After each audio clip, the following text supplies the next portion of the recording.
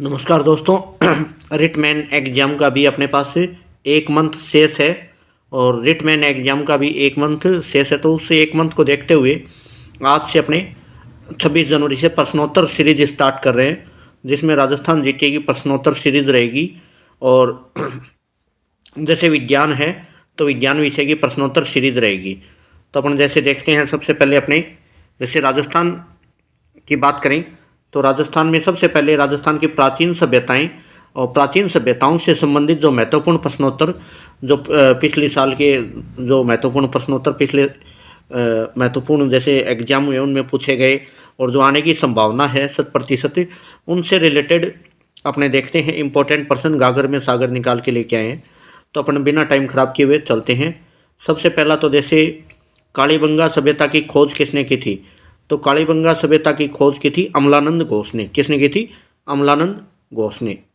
फिर इसमें सेकंड देखिए, जूते हुए खेत के अवशेष किस सभ्यता में मिले? तो जूते हुए खेत के अवशेष मिले थे कालीबंगा सभ्यता में। कौन सी सभ्यता में? कालीबंगा। और कालीबंगा कैसी सभ्यता थी? कांस्य युगीन सभ्यता थी। कैसी थी? कांस्य युगीन सभ्यता। सरस्वती नदी के किनारे कौन सी सभ्यता स्थित है? तो सरस्वती नदी के किनारे कालीबंगा सभ्यता स्थित है। कौन सी सभ्यता? कालीबंगा। फिर आहड़ का उत्खनन कार्य किसके द्वारा किया गया था? आहड़ सभ्यता का तो ये किया था रतन चंद्र अग्रवाल ने। किसने किया था? रतन चंद्र अग्रवाल ने। बैराट सभ्यता के खोजकर्ता थे यानी दयाराम साहनी। कौन थे? दयाराम साहनी। कांतली नदी यानी तोरावटी नदी भी बोलते हैं इसको। कांतली नदी के किनारे कौन सी सभ्यता विकसित हुई? तो गणेश्वर सभ्यता। कौन सी सभ्यता? गणेश्वर। धूलकोट के नाम से किसके नाम से? धूलकोट के नाम से या किस सभ्यता को जाना जाता है? आहड़ सभ्यता को। किसको जानते हैं? आहड़ सभ्यता को। निम्न में से ताम्र पाषाण कालीन सभ्यता है तो इनमें से तिलवाड़ा। कौन सी सभ्यता है? तिलवाड़ा सभ्यता। कांस्य युगीन सभ्यता कालीबंगा सभ्यता हो गई। एक मकान में 6 चूल्हे किस सभ्यता में मिले अवशेष? ये आहड़ सभ्यता में। किसमें? आहड़ में। भारत में सर्वप्रथम मंदिर के अवशेष किस सभ्यता में मिले? ये मिले थे बैराट सभ्यता में। 7 आयताकार हवन कुंड अवशेष किस सभ्यता की विशेषता थी? ये थी कालीबंगा सभ्यता की। भूकंप के साक्ष्य सर्वप्रथम किस सभ्यता में मिले थे विश्व में? ये थी कालीबंगा सभ्यता। कपड़ों व आभूषणों के साथ शव को दफनाने के अवशेष किस सभ्यता में मिले? ये आहड़ सभ्यता में थे। महाभारत काल के अवशेष किस सभ्यता में मिले?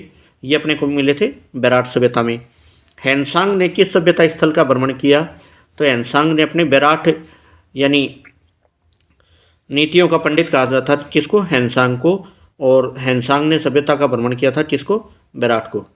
यानी इसको यात्रियों का राजकुमार भी बोल देते हैं हैनसांग को। यूनानी शासकों की मुद्राओं के अवशेष किस सभ्यता में मिले थे? ये मिले थे बैराट सभ्यता में। ब्राबूस शिलालेख किस सभ्यता से संबंधित है? बैराट सभ्यता से।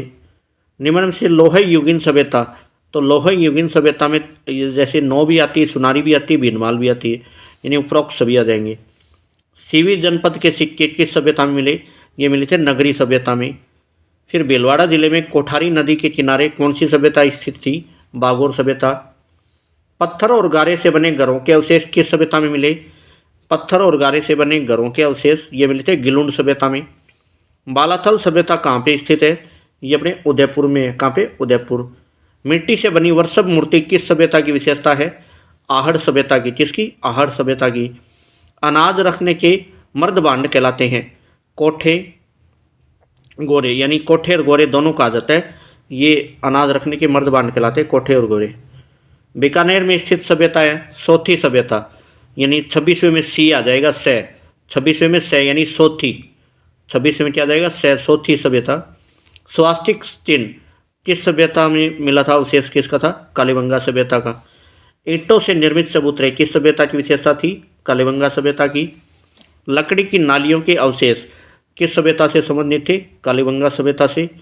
रूपारेल नदी के किनारे, इसमें रूपारेल नदी के किनारे कौन सी सभ्यता है? ये इसमें गलत प्रिंट हुआ है। तो रूपारेल नदी के किनारे 9 सभ्यता है। रूपारेल नदी के आंसर क्या आएगा? ब। रूपारेल नदी के किनारे स्थित सभ्यता है 9। और अभी तक अपने चैनल पे हो, नए हो तो प्लीज़ चैनल को लाइक, शेयर और सब्सक्राइब ज़रूर करें। और आज से अपन ने स्टार्ट किया है और जब तक एग्ज़ाम होगा अपने कंटिन्यूस जीके के और विज्ञान के प्रश्न अपने कंटिन्यूस अपने चैनल पे आते रहेंगे और इनको आप अच्छे से याद कीजिए और आपके लिए यानी गोल्डन चांस है, क्योंकि रिट की बार बार वैकेंसी नहीं आएगी 48,000 की, यानी बम्पर वैकेंसी है। तो अपनी तैयारी को कहीं भी कम मत पड़ने दीजिए, डेली क्वेश्चंस को कीजिए और डेली अपना जो टॉपिक वाइज है उनको तैयार करते रहिए। और चैनल पे नए हो तो एक बार चैनल को लाइक शेयर और सब्सक्राइब ज़रूर कीजिए। थैंक यू, धन्यवाद।